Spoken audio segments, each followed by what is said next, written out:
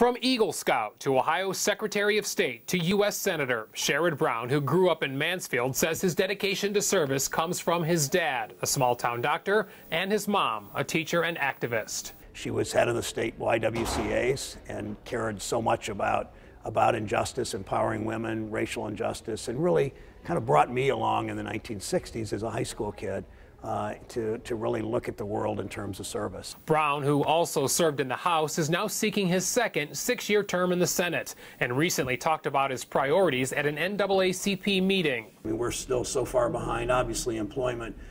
To far too many low-income people without much opportunity in this country. During many of his speeches, Brown talks about the need for more manufacturing jobs in Ohio. I wake up every day figuring out, how do you put people to work in the state in good-paying jobs? I've opposed NAFTA and CAFTA, those trade agreements that cost us millions of manufacturing jobs in this country. In a phrase, it's how do we give people a chance to join the middle class?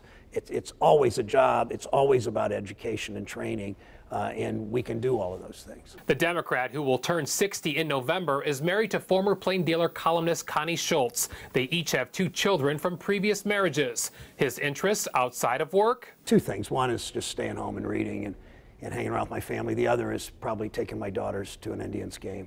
So what about that distinctive hoarse voice? Brown says many are surprised when they learn he has never smoked, and doctors haven't been able to explain why he sounds the way he does. So I go to the doctor once in a while, and they gag me and do what you do to look at a throat, and it's really pleasant, so it's better than a colonoscopy, but only by a little bit. Brown now hopes his raspy voice will speak for Ohioans for 6 more years. On your side, Bob Jones, News Channel 5.